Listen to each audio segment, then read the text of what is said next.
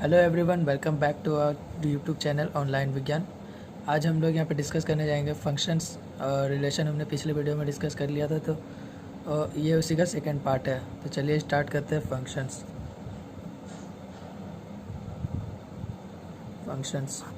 Okay, तो functions क्या होता है? Functions first of all, function is a special type of relation. ठीक है, function is a special type of relation. ठीक है, और इसका नोटेशन कैसा होता है? इसको हम लोग स्मॉल एफ से डिनोट करते हैं। इसको हम लोग और किस नाम से जानते हैं? मैप, या किसी किसी बुक पे मैपिंग भी लिखा रहता है। ठीक है, मैपिंग भी लिखा रहता है, तो कंफ्यूज नहीं करना है। हर बुक में अलग अलग तरीके से लिखा रहता है। हम लोग इसको स्मॉल एफ से डिनोट करते हैं। तो अब स्पेशल टाइप ऑफ रिलेशन से हम लोग क्या मतलब क्या है, यहाँ पे क्या दिया क्या हुआ है? इसका मतलब यही हुआ कि ये भी एक रिलेशन ही होता है फंक्शन, लेकिन कैसा? किसी खास प्रकार का रिलेशन। किस तरह का रिलेशन? इसमें जो होता है आपका डोमेन, जो होता है डोमेन का जो एलिमेंट्स होता है, वो केवल और केवल एक ही इमेज बनाएगा, एक से ज़्यादा इमेज नहीं होगा डोमेन के एलिमेंट्स। कहने का मतलब है ये एक सेट ए है और ये एक सेट बी है। सेट ए का इमेज सेट बी में होगा। मान लीजिए ABCEFG। ओके, यहाँ पे ए का इमेज मान लीजिए ई है, बी का इमेज एफ है, सी का इमेज जी है। अगर ऐसा हुआ, ऐसा रिलेशन रहा, तो इस रिलेशन को हम लोग क्या बोलेंगे? फंक्शन बोल सकते हैं। हम लोग फंक्शन बोलेंगे इस रिलेशन को, क्योंकि यहाँ पे क्या है कि ये एक ही एलिमेंट के साथ एक ही इमेज है। हर एक डोमेन का हर एक एलिमेंट का एक ही इमेज है। लेकिन अगर ऐसा रहता, A is associated with F and A is associated with E also, तो क्या ये फंक्शन होता है? नहीं होता। ये रिलेशन एक फंक्शन नहीं होता। तो यहाँ से हम लोग समझ गए फंक्शन किसे कहते हैं। इसका बेसिक डेफिनेशन देख लेते हैं। इसका बेसिक डेफिनेशन, तो ये डेफिनेशन है इसका फंक्शन का। ओके, तो यहाँ पे देखिए क्या दिया हुआ है। Relation F from a set A to a set B is said to be function if every element of set A has one and only one image in set B. यहाँ पे दिया हुआ one and only one image in set B, यानी कि उसके codomain में जो होगा, जो इमेजेस होंगे वो केवल एक एलिमेंट्स के साथ ही एसोसिएटेड होगा। ठीक है, ठीक है। इसका एक और डेफिनेशन ये भी होता है, एक और डेफिनेशन इसका होता है, जिसको हम लोग ऐसे देख सकते हैं कि अगर रिलेशन ऐसे दिया हुआ है 1 1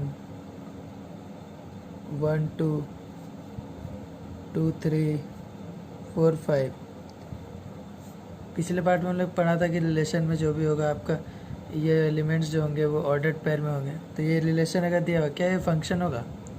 नहीं होगा, ये फंक्शन नहीं होगा। क्यों नहीं होगा? हमने पढ़ा था कि वहाँ पे जो सेकेंड एलिमेंट होता है वो इमेज होता है, और ये फर्स्ट एलिमेंट जो होता है आपका एलिमेंट होता है। प्री इमेज बोलते हैं इसको, pre image of one. Okay, तो ये जो होगा, ये फर्स्ट एलिमेंट आपका रिपीट नहीं होना चाहिए। यहाँ पे क्या है? 1 1 है, फिर 1 2 भी है, यानी कि 1 2 एलिमेंट्स के साथ एसोसिएटेड है, जो कि हमारे डेफिनेशन को सेटिस्फाई नहीं करता है। डेफिनेशन हम लोग कहता है कि एक ही इमेज होगा सेट ए का एलिमेंट का। तो अगर 1 सेट ए में है तो फिर उसका 2 इमेजेस नहीं हो सकता, लेकिन इस सेट में क्या है? 2 इमेजेस है। 1 1 के साथ भी एसोसिएटेड है और 1 2 के साथ भी एसोसिएटेड है। तो ये रिलेशन क्या होगा? फंक्शन नहीं होगा, फंक्शन नहीं होगा। ओके, इसी के साथ अगर हम लोग ऐसा रिलेशन अगर ला, ये एक फंक्शन होगा ये रिलेशन? हाँ, एकदम होगा, क्योंकि यहाँ पे कहीं नहीं लिखा हुआ कि सेकेंड एलिमेंट रिपीट नहीं हो सकता। सेकेंड एलिमेंट रिपीट हो सकता है। ओके, यहाँ पे बस इतना कंडीशन दिया हुआ कि फर्स्ट एलिमेंट कभी भी रिपीट नहीं होगा। ओके, लेकिन यहाँ पे क्या है? फर्स्ट एलिमेंट रिपीट नहीं हो रहा है, सेकेंड एलिमेंट रिपीट हो रहा है, तो उससे फ़र्क नहीं पड़ता। ये रिलेशन एक फंक्शन होगा। ओके, ये फंक्शन कहलाएगा।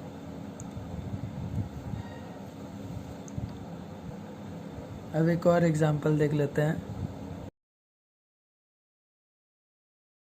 क्या ये रिलेशन एक फंक्शन होगा? हाँ एकदम होगा, बिल्कुल होगा। ये एक फंक्शन होगा। क्यों होगा? क्योंकि इसका फर्स्ट एलिमेंट जो है रिपीट नहीं कर रहा है, सारे अलग हैं। हर एक एलिमेंट का इमेज एक ही इमेज होगा, इसलिए ये रिलेशन एक फंक्शन होगा। अब ये तो मैंने डेफिनेशन को समझाने के लिए ये तीनों एग्जांपल लिए थे। इसका डिनोट कैसे करते हैं? डिनोट हम लोग करते हैं स्मॉल एफ से, बताया था मैंने ऊपर। और ए से बी जा रहा है तो ए टू बी, इस तरह से एरो से हम लोग दिखाते हैं ए टू बी। इसका मतलब यहाँ पे बी आपका क्या हो गया? कोडोमेन, और ए आपका डोमेन हो गया। ओके। और अगर मान लीजिए इसको हम लोग और एक्सप्लोर करते हैं, A P belongs to F है, इससे हम लोग क्या कंक्लूजन निकाल सकते हैं? F A is equal to B. Okay, B is image of A. हम लोग इस बी को, सेकेंड एलिमेंट को एफ ए भी लिख सकते हैं। इसको डिनोट करने का तरीका है। ओके। और ये ए जो होगा डोमेन में होगा, जिसको हम लोग प्री इमेज भी बोलते हैं। ओके, तो हम लोग नेक्स्ट ये पे जाते हैं। तो अब यहाँ पे मेरे पास एक क्वेश्चन है जिसको हम लोग अभी तक के जो बेस है उससे हम लोग सॉल्व करेंगे। ठीक है, तो इसमें बोलता है कि let N be the set of natural numbers and the relation R be defined on N such that R is equal to X Y such that Y is equal to 2x X Y belongs to N. What is the domain, codomain and range of R? Is this relation is a function? हम लोग को ये बताना है इसका domain, इस relation का domain, codomain, range और ये बताना है कि क्या ये फंक्शन है। ठीक है, तो चलिए चेक करते हैं। तो R हम लोग का क्या दिया हुआ है? X Y such that Y is equal to 2x X Y belongs to n। Okay, तो यहाँ पे y क्या है? दुगना है उसका फर्स्ट एलिमेंट का, सेकेंड एलिमेंट उसका फर्स्ट एलिमेंट का दुगना है। तब यहाँ पे जैसे कि हम लोग को यहाँ पे दिया हुआ है कि जो x है वो क्या है? Natural number. तो फर्स्ट एलिमेंट सारा नेचुरल नंबर होगा, तो इसका मतलब डोमेन भी हम लोग का क्या होगा? नेचुरल नंबर रहेगा, नेचुरल नंबर होगा।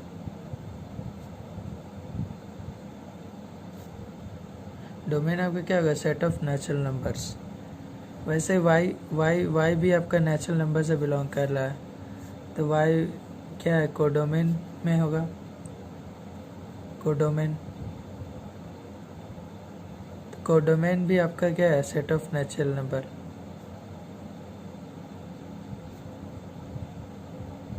ओके, अब रेंज में यहाँ ये ध्यान रखना कि क्या रिलेशन दिया हुआ है, क्योंकि रेंज में तो कोडोमेन का सारा एलिमेंट्स आता नहीं है, उसमें कुछ खास एलिमेंट्स ही आते हैं जो कि डोमेन के एलिमेंट्स का इमेज होता है। तो यहाँ पे हम लोग रेंज में देखिए रिलेशन क्या दिया है? y is equal to 2x। अब यहाँ पे 2 मल्टीप्लाई कर रहे, तो किसी भी नेचुरल नंबर से अगर हम लोग 2 को मल्टीप्लाई करते हैं तो वो क्या होता है? वो इवन नंबर होता है, इवन नेचुरल नंबर हो जाता है। तो यहाँ पे रेंज हम लोग का क्या हो जाएगा? रेंज हम लोग का हो जाएगा set of even natural numbers. Okay, clear है? अब हम लोग को ये बताना है कि क्या रिलेशन एक फंक्शन होगा। तो ये कैसे बताएंगे हम लोग? सबसे पहले हम लोग फिगर ड्रॉ कर लेते हैं। मान लीजिए ये आपका n है, क्योंकि डोमेन कोडोमेन दोनों नेचुरल नंबर है। ये फंक्शन कैसा है? Natural number two natural number है। ठीक है, तो अगर नेचुरल नंबर स्टार्ट होता है 1 से, 2 से 3, 1 2 3 ऐसे करके जाएगा, 1 2 3 4 5 6 dot dot dot and so on. Okay, तो 1, अगर x के जगह पे हम लोग 1 को रखें, फर्स्ट एलिमेंट 1 है, तो सेकेंड एलिमेंट क्या होगा? 2 इंटू 1, ये 2 होगा। फर्स्ट एलिमेंट अगर 2 है तो सेकेंड एलिमेंट आपका 4 होगा। फिर वैसे ही 3 है तो सेकेंड एलिमेंट 6 होगा।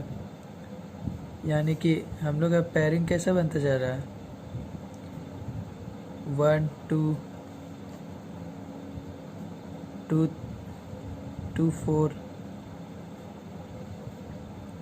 3 6 एंड सो ऑन। 4 का 8 होगा, 5 का 10 होगा, ऐसे चलते जाएगा। ओके, तो यहाँ पे हम लोग को क्या मिलता है, जो रेंज होगा वो क्या होगा सर। यहाँ पे हम लोग को ये रिलेशन क्या मिला, रिलेशन यहाँ पे देखिए, यहाँ पे आपका एक भी फर्स्ट एलिमेंट क्या रिपीट हो रहा है, नहीं हो रहा है, क्योंकि फर्स्ट एलिमेंट रिपीट नहीं हो रहा है, यानी कि हर एक एलिमेंट का एक ही इमेजेस है। ओके, एक ही इमेजेस है, जो कि डेफिनेशन से हम लोग क्या जानते हैं फंक्शन का। अगर किसी का भी कोई भी ऐसा डोमेन है जिसका एक ही इमेज मिल रहा है, डोमेन के एलिमेंट्स का एक ही इमेज मिल रहा है, तो फिर वो हम लोग का क्या कहलाएगा, वैसा रिलेशन हम लोग का फंक्शन कहलाता है। तो ये रिलेशन भी एक फंक्शन हो जाएगा। ओके, तो हम लोग इस क्वेश्चन को बना दिया है। Okay, R is a function, hence R is a function।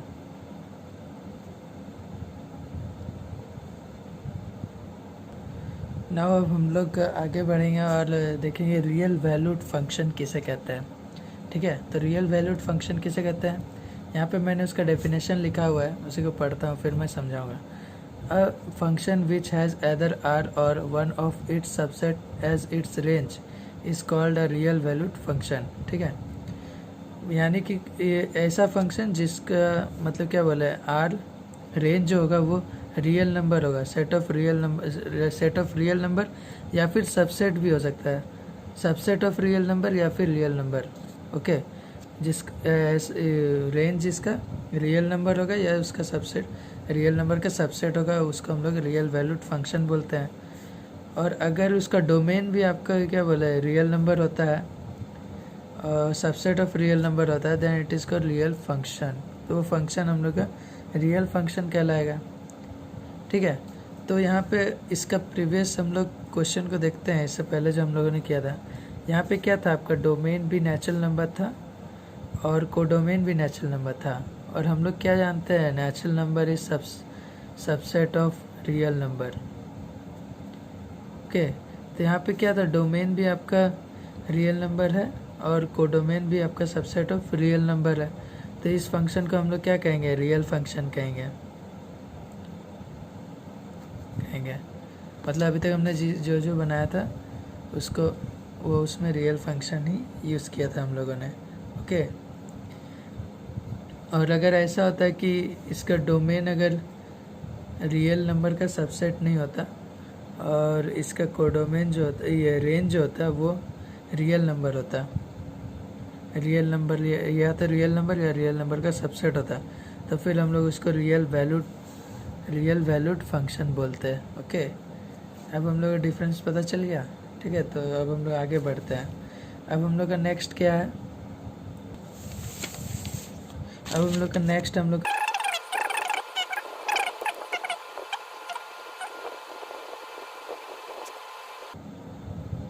तो अब हम लोग का जो फंक्शंस जानना था उसको मैंने यहाँ पे लिखा हुआ पहले से। ठीक है, जो बहुत इम्पोर्टेंट है।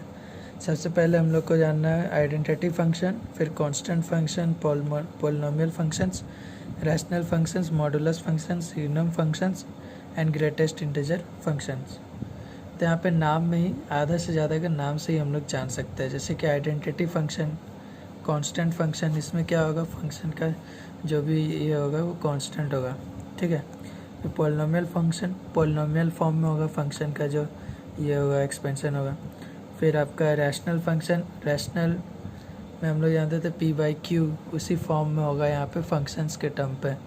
फिर मॉडुलस फंक्शन ये नया हो सकता है, signum function, greatest integer function, ये सब न्यू हो सकता है। ठीक है, तो चलिए स्टार्ट करते हैं। सबसे पहले हम लोग देखते हैं आइडेंटिटी फंक्शन किसे कहते हैं। तो आइडेंटिटी फंक्शन किसे कहते हैं, सबसे पहले तो मान लीजिए f को एक फंक्शन है जो कि real number to real number जाता है। ठीक है, तो यहाँ पे f हम लोग ऐसे डिफाइन करेंगे, x मान लीजिए बिलोंग्स टू r। ठीक है, तो f(x) such that f(x) is equal to y is equal to x हो जाएगा। यानी कि इससे फ़र्क नहीं पड़ता, यहाँ पे जो भी डालेंगे वो हम लोग को फिर वही मिल जाएगा। ठीक है, ब्रैकेट में हम लोग जो भी डालेंगे हम लोग को फिर वही मिल जाएगा, वाई इज इक्वल टू, यानी कि डोमेन का जो एलिमेंट होगा रेंज का भी वही एलिमेंट होगा, डोमेन का जो एलिमेंट होगा उसका इमेज जो होगा वो सेम होगा, मतलब x is image of x is image of x change नहीं करेगा फंक्शन के बावजूद भी, कोई चेंजेस नहीं होगा, तो ऐसा फंक्शन को हम लोग आइडेंटिटी फंक्शन बोलते हैं। ओके, आइडेंटिटी फंक्शन बोलते हैं। इसका एक एग्जांपल देखते हैं हम लोग। इसका एग्जांपल क्या होता है, मान लीजिए F x such that X to the power 1, ठीक है।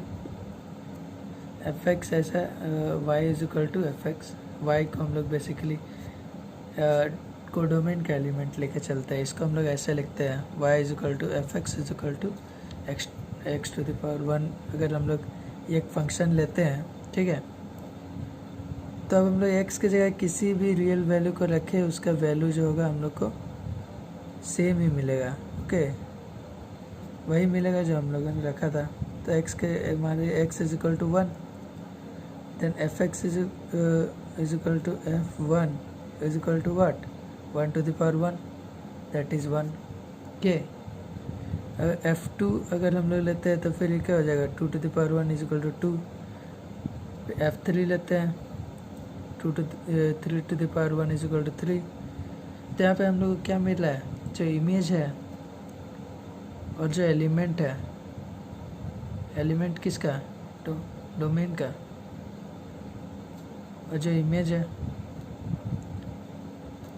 ये सेम है, चेंज एलिमेंट चेंज ही नहीं कर रहा, एफ के बावजूद भी, ऑपरेशन होने के बावजूद भी नहीं चेंज कर रहा। तो ऐसा फंक्शंस को हम लोग क्या कहते हैं, आइडेंटिटी फंक्शंस बोलते हैं, ठीक है।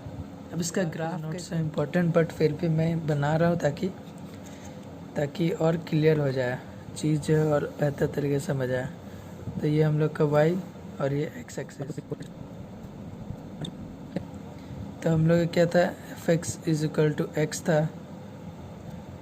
तो यहाँ पे हम लोग क्या मिला, x का जो भी एलिमेंट होगा y का भी सेम होगा। तो अगर x इज इक्वल टू 1 तो फिर y इज इक्वल टू 1 हो जाएगा, तो ये पॉइंट मिल जाएगा हम लोग को। x इज इक्वल टू अगर हम लोग 2 लेते हैं तो y इज इक्वल टू 2 मिल जाएगा। x इज इक्वल टू 3 लेंगे तो y इज इक्वल टू 3 मिल जाएगा। वैसे x इज इक्वल टू -1 लेंगे तो y इज इक्वल टू -1 मिल जाएगा। x इज इक्वल टू -2 लेंगे तो y इज इक्वल टू -2। तो हम लोग को ऐसा एक स्ट्रेट लाइन मिल जाएगा ओरिजिन से पास करता हुआ। ओके, ये हो जाएगा इसका ग्राफ, ठीक है। तो ये था आइडेंटिटी फंक्शन का कॉन्सेप्ट, ठीक है। तो हम लोग नेक्स्ट चलते हैं। नेक्स्ट हम लोग का क्या है, नेक्स्ट हम लोग का है कांस्टेंट फंक्शन। तो constant function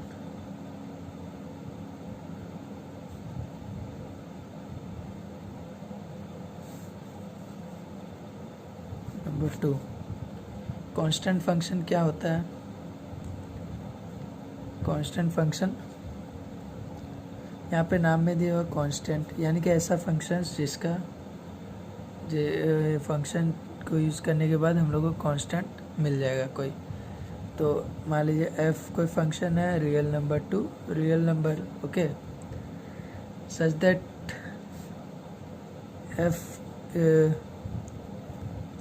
x y belongs to r, okay.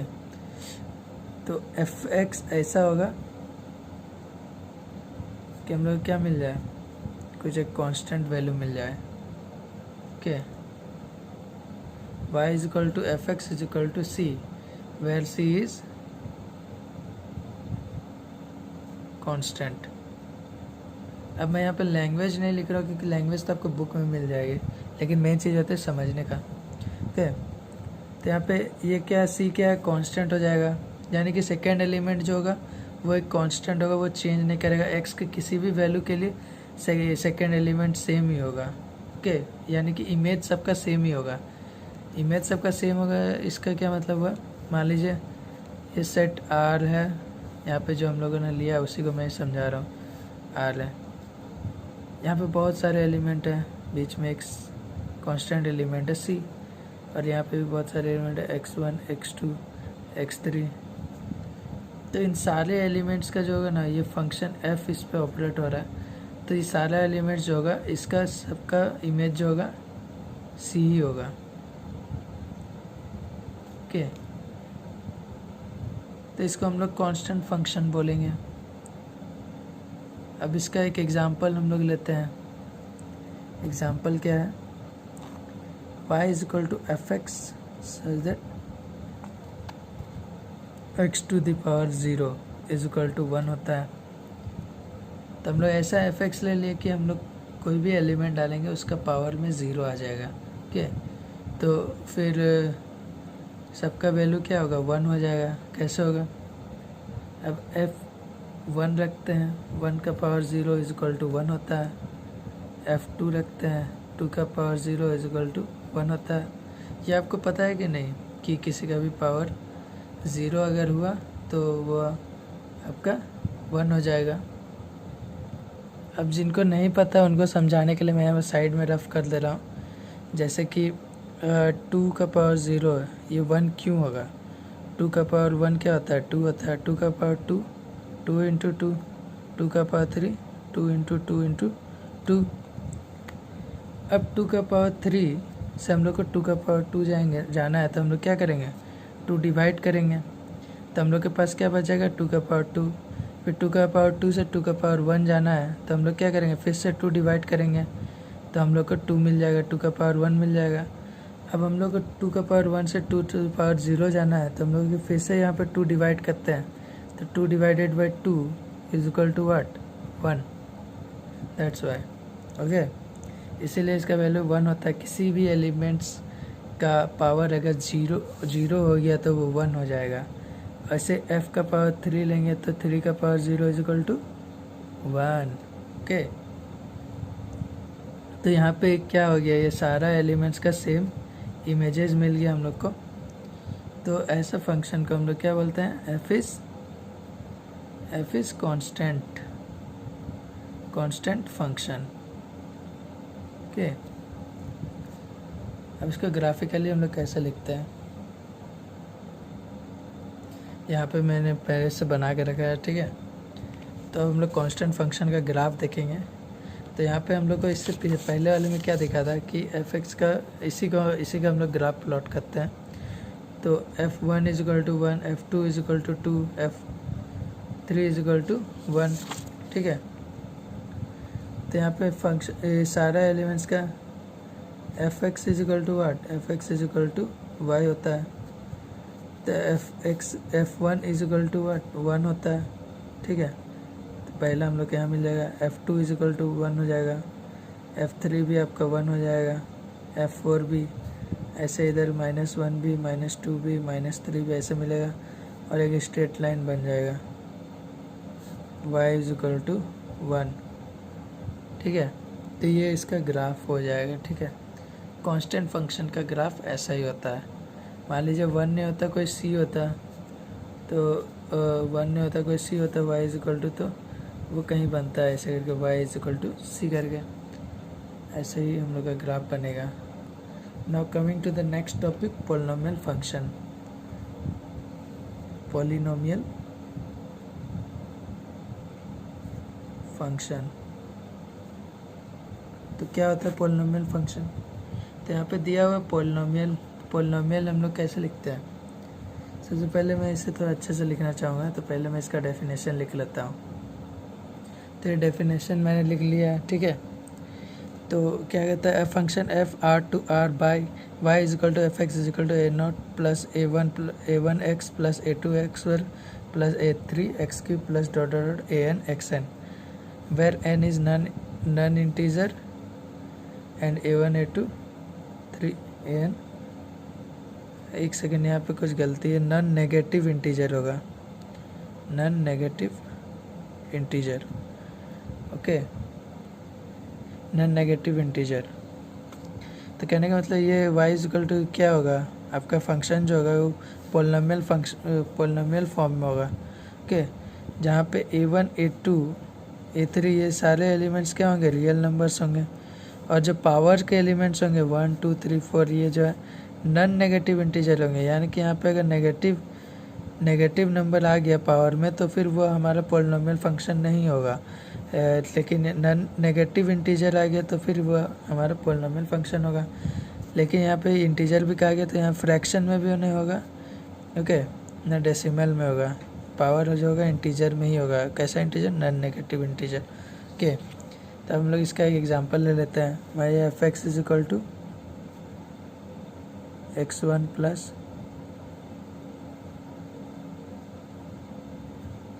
Okay, तो क्या है? फंक्शन पोलिनोमियल है। यस, पोलिनोमियल है क्योंकि इसके कोफिशिएंट्स क्या है? 1, जो कि 1 बिलोंग्स टू रियल नंबर होता है। 1 इज़ अ रियल नंबर, ठीक है। और पावर में क्या है? नॉन नेगेटिव इंटीजर है, इंटीजर, इसलिए ये फंक्शन क्या कहलाएगा? एक पोलिनोमियल फंक्शन कहलाएगा, फंक्शन। ओके, अब एक और ले लेते हैं। F x is equal to x 2/3 plus x 4। क्या पोलिनोमियल फंक्शन होगा? नहीं होगा। क्यों नहीं होगा? क्योंकि कोफिशिएंट तो 1 है, मानते हैं वो रियल नंबर्स है। लेकिन यहाँ पे क्या है? पावर्स जो है रैशनल नंबर, ये रैशनल नंबर फ्रैक्शन में है। पावर जो है फ्रैक्शन में है, लेकिन जबकि पावर क्या होना चाहिए? नॉन नेगेटिव इंटीजर होना चाहिए। तो ये आपका क्या होगा? ये पोलिनोमियल फंक्शन नहीं होगा, नहीं होगा ये पोलिनोमियल फंक्शन। ओके, अब एक और ले लेते हैं।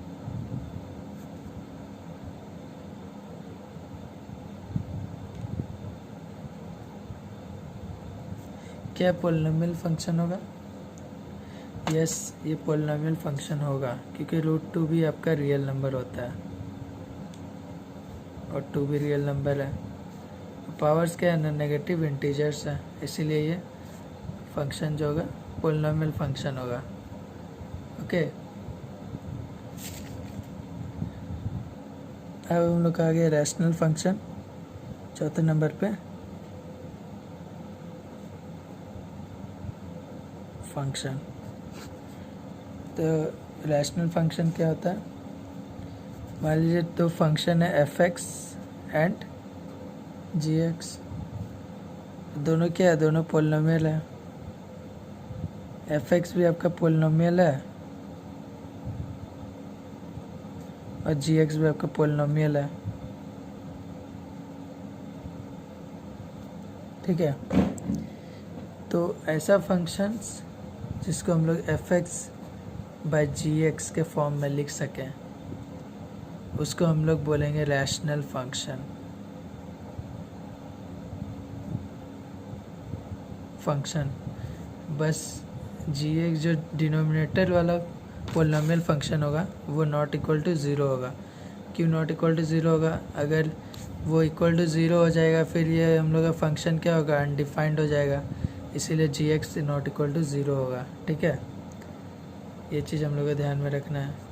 यानी कि दो पोलिनोमियल फंक्शंस को हम लोग अगर फ्रैक्शन में लिखते हैं तो वो हमारा रैशनल फंक्शन हो जाएगा। बस ये आपका जो होगा डिनोमिनेटर वाला फंक्शन आपका नॉन ज़ीरो होना चाहिए, ठीक है। अब हम लोग नेक्स्ट देखते हैं मॉडुलस फंक्शन। तो यहाँ पे मैंने मॉडुलस फंक्शन का डेफिनेशन लिख दिया है, ठीक है। तो क्या कहता है? A function f r to r defined by f x is equal to mod x, इसको हम लोग मॉड एक्स बोलते हैं, ठीक है।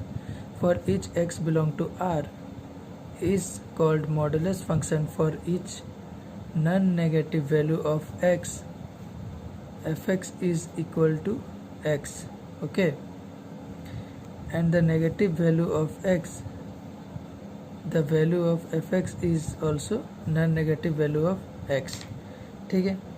तो कहने का मतलब ये है, अगर आपका जो x है यहाँ पे नेगेटिव हो या पॉजिटिव हो, मतलब सॉरी यहाँ पे fx के अंदर जो x है हम लोग का, ये नेगेटिव हो या पॉजिटिव हो, ये हमेशा fx जो है हमेशा उसका पॉजिटिव वैल्यू ही देगा।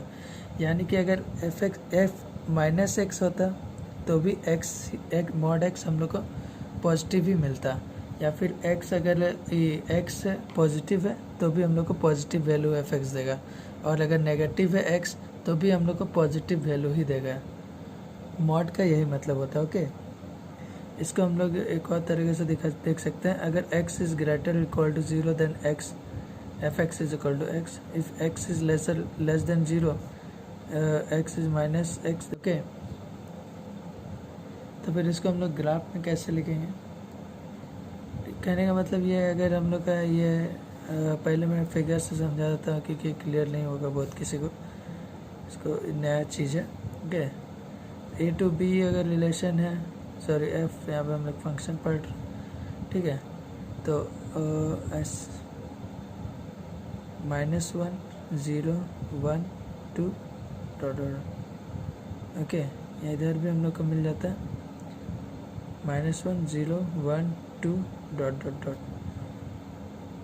तो ये फंक्शन ऐसा है, ये फंक्शन हम लोग का real number to real number है, ठीक है, such that f x is equal to mod of x. ठीक है, अगर तो F x is equal to -1 हम लोग को है तो -1 का मॉड हो जाएगा। तो -1 का मॉड क्या होगा? पॉजिटिव होगा, 1 होगा।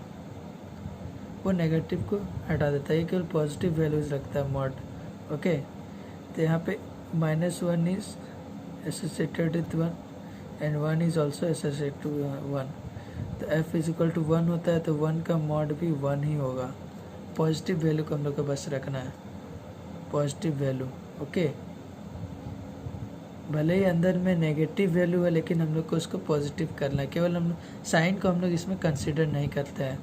ओके, तो ये हो जाएगा मॉड।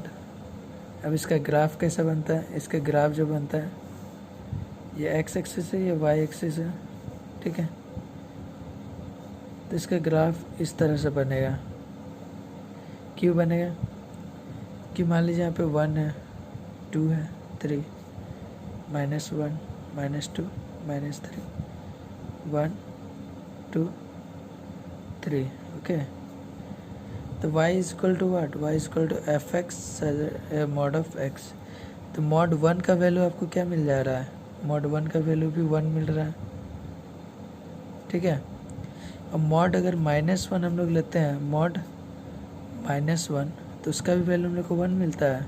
तो मॉड -1 इज इक्वल टू 1 मिल रहा है।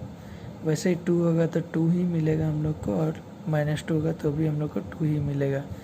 इसलिए यह ग्राफ इस तरह से जाता है, ठीक है फ्रेंड्स। ये सिग्नम फंक्शन का डेफिनेशन है, ठीक है। तो the function f r to r defined by f x is equal to mod x by x where x belong to r, that is f x is equal to 1 if x greater than 0, 0 if x is equal to 0 and -1 if x is less than 0। Okay, तो कहता है ये कि ऐसा function जिसमें mod x by x होगा, ठीक है। तो यहाँ से हम लोग को मिल जाता है कि अगर मॉड क्या करता है? सारा पॉजिटिव वैल्यू कंसिडर करता है, ठीक है। तो x अगर -1 है तो यहाँ पे तो नीचे -1 हो जाएगा और ऊपर क्या होगा? 1 हो जाएगा। तो -1 इक्वल टू 1 हो जाएगा। तो यहाँ पे हम लोग देख रहे हैं यहाँ का डेफिनेशन से, यहाँ पे जो हम लोग एफ एक्स को डिफाइन किए हैं, x इज़ लेस देन 0, लेकिन लोग -1 लेके चले थे तो -1 होगा, ठीक है। अगर x इज इक्वल टू 0 होता है, ठीक है, तो भी 0 होगा, ठीक है। अगर x इज़ ग्रेटर देन 0 होता है, मान लीजिए यहाँ पे 2 है तो 2/2 इज इक्वल टू 1 होगा, तो 1 हो जाएगा, ठीक है। तो एफ एक्स आपका क्या हो रहा है? आप देख रहे कि हम लोग को रेंज, यहाँ पर कुछ भी वैल्यू रख देते हैं तो हम लोग को इसी रेंज में वैल्यूज़ मिलेगा, -1 0 या फिर 1 ही मिलेगा हम लोग को वैल्यू। ओके, तो यहाँ से हम लोग को ये मिल गया। तो अब हम लोग इसका ग्राफ कैसे प्लॉट करेंगे? कहने का मतलब ये कि इसका जो रेंज होगा वो क्या होगा? 1 0 और -1 होगा। डोमेन और कोडोमेन आपका क्या, सॉरी डोमेन आपका रियल नंबर होगा, लेकिन रेंज आपका 1 0 और -1 ही होगा।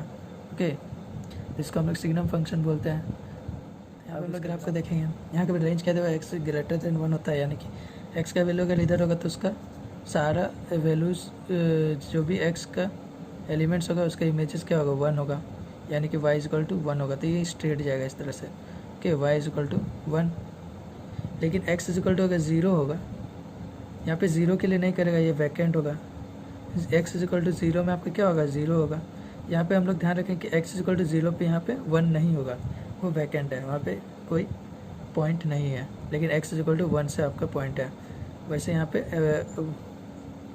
हम लोग y के x का नेगेटिव नंबर के लिए लेते हैं, x इज लेस देन 0 जब होता है तो यहाँ पे आपका कोई एलिमेंट नहीं होता है, 1 से आपका एलिमेंट होता है।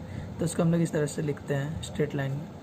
तो y इज इक्वल टू -1 के, ये इसका ग्राफ हो गया। अब लोग नेक्स्ट करने जाएंगे ग्रेटेस्ट इंटीजर। ये ग्रेटेस्ट इंटीजर फंक्शन का डेफिनेशन मैंने यहाँ पर लिखा हुआ है, F such that R to R F x is equal to, ये ग्रेटेस्ट इंटीजर फंक्शन का नोटेशन होता है, ठीक है। X belong to R assumes the value of greatest integer less than और equal to X, such function is called a greatest integer function. कहने का मतलब क्या है, कहने का मतलब ये है कि एक्स जो होगा, सॉरी हाँ, इसके अंदर का जो भी वैल्यू होगा, ठीक है, अगर वो आपका मान लीजिए कि पॉइंट में रहा या फिर किसी भी और नंबर रहा, अगर x है तो x ही होगा। लेकिन x से अगर बड़ा हुआ तो हम लोग x को ही कंसिडर करेंगे, अगर पॉइंट में बड़ा हुआ तो। ऐसा नहीं कि इसके बाद x+1 जो कि नेक्स्ट इंटीजर होगा तो x+1 ही होगा उसका, लेकिन x+0.1, 0.2, x+0.2, इस सब का क्या वैल्यू क्या होगा, x ही हम लोग कंसिडर करेंगे। कहने का मतलब क्या है, चलिए हम लोग दूसरा एक कुछ सिंपल एग्जांपल लेके चलते हैं, ठीक है। मान लीजिए ये आपका f x is equal to x a greatest integer, ठीक है। तो f1.1 क्या होगा, f1.1 हम लोग 1 ही लेंगे। f1 क्या होगा, f1 को भी हम लोग 1 ही लेंगे, ठीक है। f1.5 क्या होगा, इसको भी हम लोग 1 ही लेंगे। f1.7 को भी हम लोग 1 ही लेंगे। f1.9 तक को हम लोग 1 ही लेंगे। लेकिन f2 को हम लोग 1 नहीं लेंगे, f2 इज इक्वल टू 2 होगा इंटीजर, ठीक है। लेकिन 2 से ज़्यादा जितना भी पॉइंट्स में वैल्यू होगा, जैसे कि f2.1, 2.2, 2.3, 2.5, ऐसे 2.9 तक का वैल्यू का सारा का वैल्यू 2 ही होगा। उसका उसी या तो ये इंटीजर होगा या फिर इससे f2.1 आपका दिया हुआ है तो ये क्या इंटीजर है, नहीं, तो इसका इससे लेस इंटीजर को हम लोग कंसिडर करते हैं जो कि 2 है। यहाँ पे डेफिनेशन में लिखा हुआ है लेस देन और इक्वल टू x, ठीक है। तो वही कह रहा है कि जो इंटीजर हम लोग का दिया हुआ होगा, ये सबसे नज़दीकी इंटीजर को हम लोग को लिखना है। सबसे नज़दीकी मतलब छोटे को ही हमेशा कंसिडर करना है। ऐसा नहीं कि 2.7 है तो हम लोग 3 कंसिडर कर लिए इंटीजर, ठीक है, तो वो नहीं होगा। हम लोग को हमेशा लेस इंटीजर को ही कंसिडर करना है उससे, ठीक है। f2.9 तक के लिए हम लोग 2 लिख सकते हैं, ठीक है। यहीं अगर इसके जगह पर हम लोग का नेगेटिव वैल्यू रहता तो जस्ट उल्टा हो जाता, जैसे f0 इक्वल टू 0 ही होता है, ठीक है। f0.1 है तो इसका क्या होगा, इसका भी आपका 0 ही होगा, नहीं सॉरी, इसका 1 होगा आपका, ठीक है। -1 क्यों, -1 क्यों होगा, सेम कॉन्सेप्ट, सर ये 0.1 का तो 0 ही होगा, -0.1 का -1 होगा। वैसे -0.2 का आपका -1 ही होगा। -1 क्यों हम लोग यहाँ पे ले रहे हैं, क्योंकि -1 जो है लेस देन -0.2 होगा। नेगेटिव में जो छोटा वैल्यू होता है वो नेगेटिव साइन अगर लग जाएगा तो वो सबसे बड़ा वैल्यू हो जाएगा, ठीक है, उससे बड़े इंटीजर के लिए। तो f-0.3 इससे छोटा जो इंटीजर है वो क्या है, क्योंकि 0.3 आपका क्या इंटीजर तो है नहीं, तो 0.3 से छोटा इंटीजर जो सबसे नज़दीक है वो कौन सा है, -1 है, ठीक है। ऐसे हम लोग -0.9 तक का वैल्यू को -1 कंसिडर कर सकते हैं, ठीक है। तो ऐसे अगर हम लोग f-1 को हम लोग -1 ही लिखेंगे। f अगर -1.1 हुआ तो हम लोग क्या लेंगे, -1.1 के लिए हम लोग 2 लेंगे, क्योंकि सॉरी -2 लेंगे, मैं हमेशा माइनस को मेंशन करना भूल जा रहा हूँ, सॉरी, ठीक है। तो -1.1 का भी हम लोग -2 लेंगे, क्योंकि -2 इज़ लेस देन -1.1, ठीक है। -1.1 क्या आपका इंटीजर नहीं है, इसीलिए आपको इससे छोटा इंटीजर लेना पड़ेगा। तो ऐसे फंक्शंस को हम लोग क्या बोलते हैं, ग्रेटेस्ट इंटीजर फंक्शंस बोलते हैं, ओके। तो यहाँ पे मैंने पहले से प्लॉट करके रखा हुआ है, मैं इस यहाँ पे जो ग्रेटेस्ट इंटीजर फंक्शन का ग्राफ को बनाऊंगा, ठीक है। तो हम लोगों ने वहाँ पे देखा था कि 1 के लिए कोई भी इंटीजर के लिए वो इंटीजर ही हो जाएगा उसका ग्रेटेस्ट इंटीजर फंक्शन। जैसे 1, 2, 3, 4 ये सारे क्या इंटीजर है, तो इसका greatest integer y equal to F x equal to greatest integer x, ठीक है। तो y इक्वल टू 1 ही हो जाएगा इसका, ठीक है। ऐसा कहाँ तक के वैल्यू के लिए, 1.1 के लिए भी आपका 1 ही हो जाएगा, y का वैल्यू 1.2 के लिए भी 1 ही हो जाएगा, ऐसे 9 तक के लिए, और लेकिन 2 के लिए क्या होगा, नहीं होगा। 2 एक इंटीजर है, तो 2 का वैल्यू क्या होगा, ग्रेटेस्ट इंटीजर 2 ही होगा। ओके, तो 2.1, 2.2, 2.3 के लिए सारा का y क्या होगा आपका, 2.9 तक का आपका 2 ही वैल्यू होगा, y इक्वल टू 2 ही होगा। लेकिन 3 के लिए आपका 2 नहीं होगा, 3 के लिए क्या होगा, 3 के लिए आपका 3 ही होगा। ऐसे करके हम लोग बना सकते हैं, ये ऐसे ही जाएगा। ओके, इंटीजर में आपका वो इंटीजर ही हो जाएगा आपका ग्रेटेस्ट इंटीजर फंक्शन। वैसे हम लोग नेगेटिव साइन के लिए हम लोग ले लेते हैं, नेगेटिव वाले में क्या है, -1 का -1 जी, ओके, -1 नहीं होगा। x इक्वल टू 0 के लिए आपका -1 नहीं होगा, x इक्वल टू 0.1 के लिए क्या होगा, -1 होगा। x इक्वल टू 0.2 के लिए भी आपका -1 होगा, क्यों, क्योंकि -1 क्या आपका लेस है 0.1 या 0.2 से, ठीक है। ऐसे करके आपका -1 तक का वैल्यू सेम रहेगा। वैसे फिर -1.1 के लिए आपका 2 हो जाएगा, 1 के लिए तो नहीं होगा, 1.1 के लिए आपका 2 हो जाएगा, ऐसे करके -2 तक जाएगा। वैसे ही यहाँ पे ऐसे करके चलते जाएगा, ठीक है। ओके, इसको यहाँ पे सही से ड्रॉ कर लीजिएगा, मैंने थोड़ा इधर उधर कर लिया है। ये -2 वाला यहाँ पे बनेगा इस तरह से, और -3 वाला यहाँ पे बनेगा, ये हो जाएगा इसका ग्राफ। ओके, अब हम लोग का कुछ ही छोटा सा टॉपिक्स बचा हुआ है, algebra of real functions. Okay, algebra of real functions, यहाँ पे नाम है दिया हुआ है अलजेब्रा, यहाँ पे रियल फंक्शंस का अलजेब्रा को हम लोग डील करेंगे। ओके, तो अलजेब्रा ऑफ रियल फंक्शन में आपका कुछ ऐसा है नहीं। अलजेब्रा ऑफ रियल फंक्शन में आपका जैसे कि अलजेब्रा का यूज़ होता है, अलजेब्रा में आपका क्या आता है, एडिशन, मल्टीप्लिकेशन, सब्सट्रैक्शन, फिर आपका आता है कोशेंट, मल्टीप्लाई विथ कांस्टेंट, ये सारे अलजेब्रा का पार्ट है। तो उसी को हम लोग फंक्शंस में कैसे डील करते हैं ये दिया हुआ है। तो एडिशन ऑफ 2 रियल फंक्शन, ठीक है। तो एडिशन ऑफ 2 रियल फंक्शन क्या होगा सर, मान लीजिए f आपका x टू r है such that x is subset of r। Okay, x is subset of r, तो हम लोग इसको ऐसे मान लीजिए g भी आपका ऐसे ही एक फंक्शन है, x टू r, 2 फंक्शन है, तो 2 फंक्शंस का एडिशन क्या होगा ये हम लोग यहाँ पे देखेंगे। ओके, तो f plus g into X को x का एलिमेंट है x, small x, capital x का एलिमेंट है स्मॉल x, तो हम लोग इसको ऐसे भी लिख सकते हैं f x plus g x. Okay, मान लीजिए f प्लस जी इंटू 1 है, तो हम लोग इसको f1 प्लस g1 ऐसा लिख सकते हैं। ओके, इसी तरह से हम लोग का सेकेंड में आता है सब्ट्रैक्शन। सब्ट्रैक्शन कैसे करेंगे, same method, x y and g आपका x टू r है, और x क्या है, सबसेट ऑफ रियल नंबर है, तो f minus g into x, x belongs to capital X। Okay, तो हम लोग इसको ऐसे भी लिख सकते हैं f x minus g x, तो ये आपका सब्ट्रैक्शन हो जाएगा, ठीक है। अब हम लोग यहाँ पे multiply by scalar,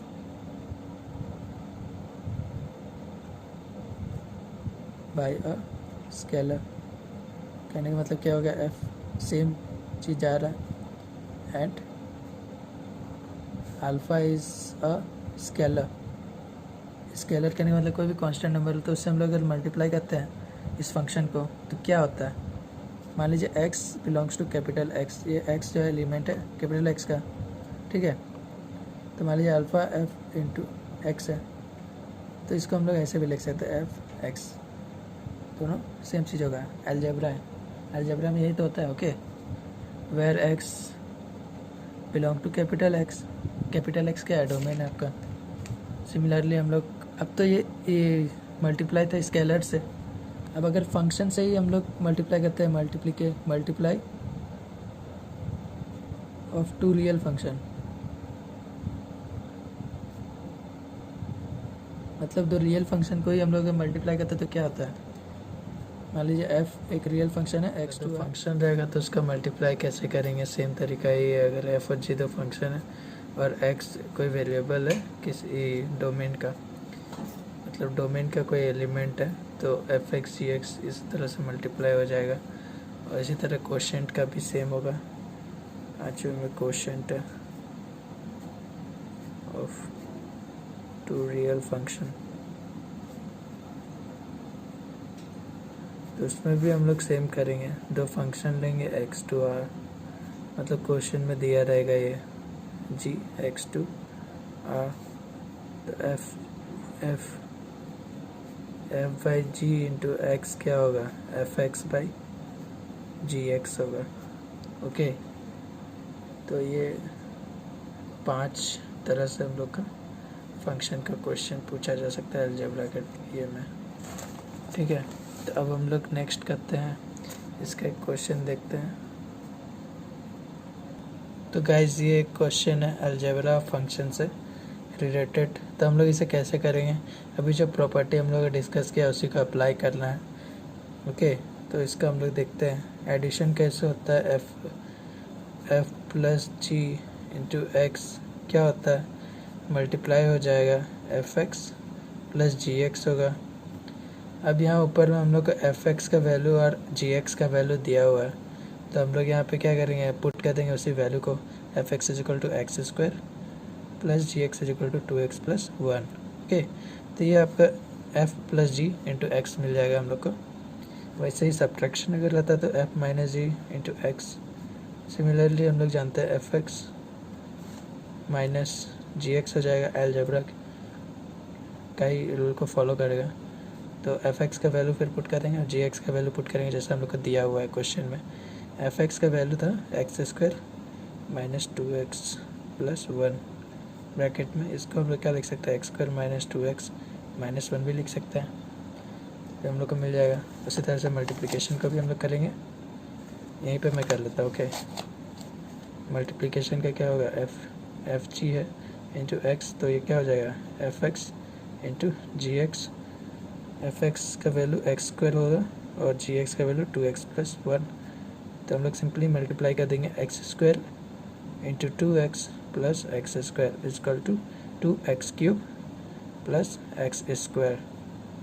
okay guys, और उसी तरह से क्वेश्चन भी हम लोग कर सकते हैं, F by ji into X को F x by ji X, simply value put कर देना हम लोग को। F x equal to x square and ji x is equal to 2x plus 1, तो ये हम लोग का क्वेश्चन हो जाएगा। ओके, ना हम लोग कुछ और क्वेश्चन करते हैं थोड़ा लेवल को बढ़ाने। ये तो बहुत इजी लेवल का क्वेश्चन हो गया। अब हम लोग कुछ क्वेश्चन जैसे एग्जामिनेशन में पूछे जाते हैं वैसे करेंगे। ओके, तो ये हम लोग के पास एक क्वेश्चन है, इसको हम लोग सॉल्व करेंगे। ठीक है, इस तरह क्वेश्चन एग्जामिनेशन में पूछे जाते हैं। तो यहाँ पे हम लोग के पास एफ एक्स का वैल्यू दिया हुआ है और हमें फाइंड करना है इसका डोमेन को फाइंड करना है। तो उसके लिए हम लोग क्या करेंगे, एक्स का ये निकालने की कोशिश करेंगे। ठीक है, एफ एक्स को सॉल्व करके एक्स के वैल्यू को निकालने की कोशिश करेंगे, तो हम लोग को मिल जाएगा डोमेन। एक्चुअली एक्स का वैल्यू का जो होगा सेट एक्स कहाँ से बिलोंग करेगा ये निकालेंगे। तो ये मेरे पास क्वेश्चन है फंक्शन का, इस टाइप के क्वेश्चन एग्जामिनेशन में पूछे जाते हैं। तो इसमें हम लोग को एफ एक्स का वैल्यू दिया हुआ है और हमें डोमेन फाइंड आउट करना है। ठीक है, तो डोमेन कैसे फाइंड आउट करेंगे चलिए देखते हैं। पहला क्वेश्चन है F x is equal to 1/√1 minus cos x. Okay, तो इसको कैसे निकालेंगे हम लोग। अब इसके डोमेन का एलिमेंट क्या है, एक्स है, और एफ एक्स क्या है, को डोमेन का एलिमेंट है, इमेज है एफ एक्स। तो एक्स को फाइंड आउट करने के लिए हम लोग क्या, पहले हम लोग को दिखाना होगा कि ये जो वैल्यू है ये आपका कहाँ से कहाँ तक वेरी करता है। कोई एक्स का रेंज निकालेंगे, एक्स का रेंज निकाल लेंगे तो हम लोग को वो डोमेन मिल जाएगा। तो एक्स का रेंज कैसे निकालेंगे, हम लोग का एफ एक्स दिया हुआ 1/1 minus cos x, 1/√1 minus cos x. ठीक है, तो हम लोग तो यहाँ से देख रहे हैं कि यहाँ पे एक्स वेरिएबल कौन सा है, ये दोनों तो कांस्टेंट है। यहाँ पे वेरिएबल केवल कॉस एक्स है। एक्स का वैल्यू वेरी कर सकता है, यहीं से हम लोग को मिलेगा, इसका ये मिलेगा। तो हम लोग जानते हैं कॉस एक्स का वैल्यू -1 से 1 में वेरी करता है, तो हम लोग इसको लिख लेते हैं कॉस एक्स लेस और इक्वल टू 1 प्लस -1। ठीक है,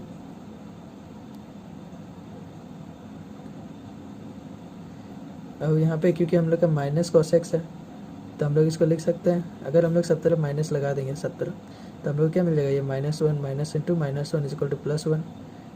ठीक है। और ये साइन भी उल्टा हो जाएगा, ग्रेटर और equal to minus cos x greater और इक्वल टू -1, ठीक है। अब हम लोग क्या करेंगे, इस -1 को इधर लेके जाएंगे, ठीक है। 1 is greater equal to 1 minus cos x greater equal to 0, ठीक है। अब हम लोग इसको सिस्टमेटिकली अरेंज कर देते हैं। 0 is lesser equal to 1 minus cos x lesser equal to 1, ठीक है।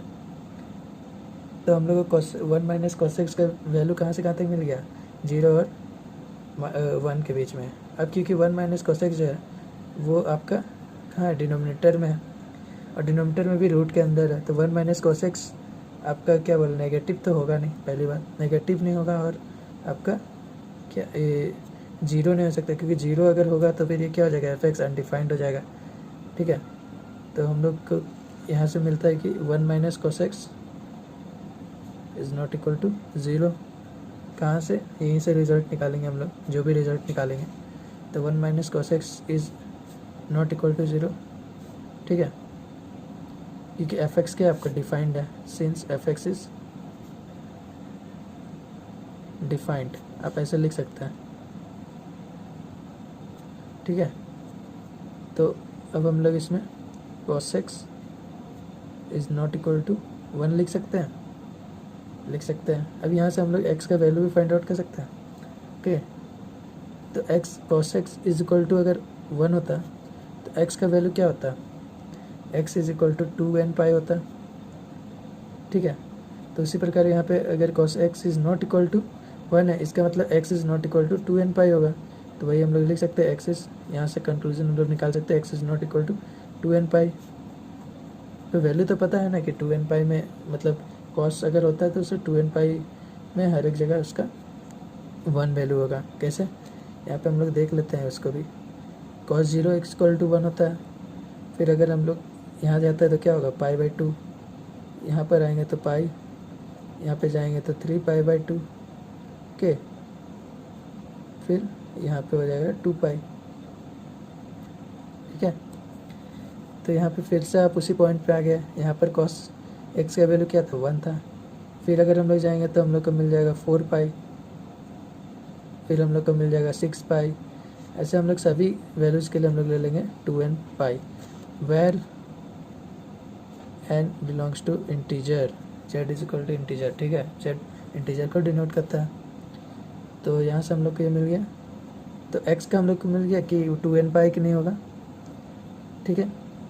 तब हम लोग इसी को ये में लिख देते हैं। तो हम लोग यहाँ से कंक्लूजन निकाल सकते हैं, therefore domain of f is real number except 2n pi and belongs to integer. यहाँ से हम लोग को ये मिल जाएगा, यहाँ से हम लोग को मिल गया कि x 2n पाई नहीं है, तो 2n पाई के अलावे जो भी वैल्यू होगा x का, उसके लिए f x आपका डिफाइंड होगा। ये कंक्लूजन हम लोग को मिल गया। तो हम लोग बोल सकते हैं कि इसका डोमेन क्या होगा, r set of real number except 2n pi, okay, this is our domain, ठीक है। अब हम लोग सेकेंड क्वेश्चन को करते हैं, ठीक है। तो ये हम लोग का सेकेंड क्वेश्चन है, तो इसमें भी हम लोग वैसे ही करेंगे। यहाँ पे डिनोमिनेटर में आपका दिया हुआ है स्क्वायर रूट में है, square root of x plus mod x, ठीक है। तो मॉड x तो हमेशा पॉजिटिव होगा, ठीक है। तो हम लोग को ये ध्यान में रखना है कि x का वैल्यू जो है नेगेटिव ना हो। अगर नेगेटिव होता है x तो फिर क्या हो जाएगा, नीचे आपका 0 हो जाएगा, तो 1 divided by 0 is equal to undefined हो जाएगा आपका, ठीक है।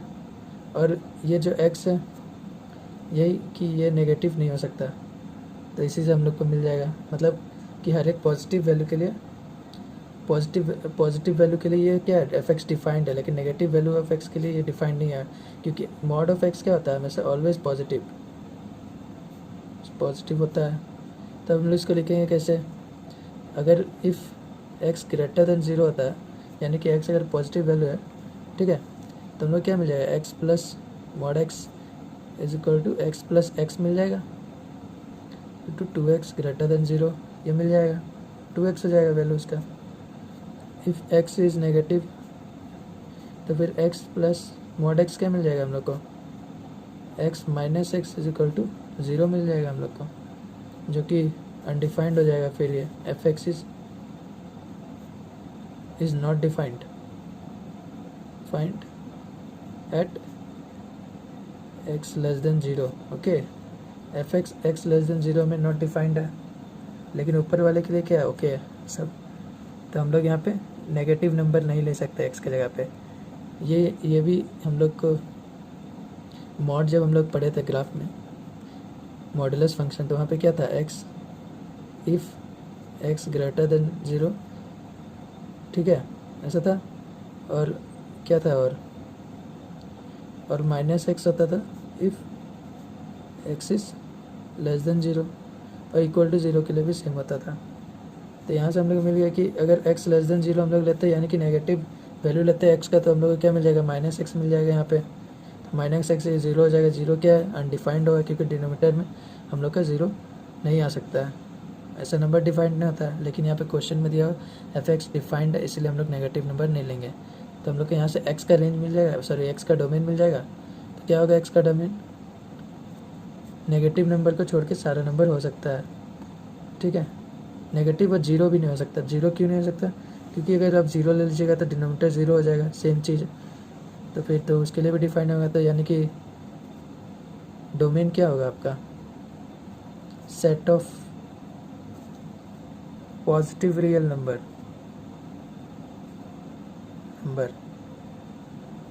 तो डोमेन आपका set of positive real number हो जाएगा। ऐसे ही फाइंड करेंगे हम लोग। ओके, हम लोग अब एक और क्वेश्चन करते हैं। मान लीजिए F x is equal to x mod x है, ठीक है। तो क्या यहाँ पे कुछ फ़र्क पड़ता है, जी हाँ थोड़ा बहुत, लेकिन इसका डोमेन चेंज नहीं करेगा। क्यों नहीं करेगा, एक्स क्या है, डिफाइंड होगा हर एक रियल नंबर के लिए। वैसे मॉड एक्स क्या होगा, मॉड एक्स भी अगर यहाँ पे नेगेटिव नंबर भी आपका आता है, नेगेटिव वैल्यू भी आता है, तो क्या एफ एक्स अनडिफाइंड होगा, नहीं, फिर भी एफ एक्स आपका डिफाइंड ही होगा। तो यहाँ पे एफ नेगेटिव नंबर से कोई दिक्कत नहीं है, ना रैशनल नंबर से है, ना इंटीजर से है, किसी से भी नहीं है, ना नेचुरल नंबर, किसी से भी कोई प्रॉब्लम नहीं है। यहाँ पे नेगेटिव नंबर भी आ सकता है, तो ये डिफाइंड होगा, इसके लिए भी रियल नंबर में भी डिफाइंड होगा। एफ एक्स क्या डिफाइंड होगा, मल्टीप्लिकेशन के लिए, ठीक है। तो हम लोग यहाँ पे क्या कह सकते हैं, इसका डोमेन क्या होगा, सेट ऑफ रियल नंबर होगा। देखिए डोमेन फाइंड आउट करने के लिए हमें ये चीज़ फाइंड आउट करना पड़ेगा कि एफ एक्स किस पे डिफाइंड नहीं है। जिस पे डिफाइंड नहीं है हम लोग रियल नंबर से उसको एक्सक्लूड कर लेते हैं, तो हम लोग को डोमेन मिल जाता है, ठीक है। Okay guys, thank you. मैं अपना वीडियो यहीं पे ख़त्म करना चाहूँगा, क्योंकि वीडियो ऑलरेडी बहुत लंबा जा चुका है और ये केवल बेसिक कॉन्सेप्ट था फंक्शन का, ठीक है। यहाँ पे मैंने उतने ज़्यादा क्वेश्चन बताया नहीं, चाहता तो था पर लिमिटेड क्वेश्चन ही बता पाया। तो अगर आपको ये पसंद आया वीडियो तो आप लाइक कीजिए, शेयर कीजिए और सब्सक्राइब कीजिए हमारे चैनल को, ठीक है। Thank you very much.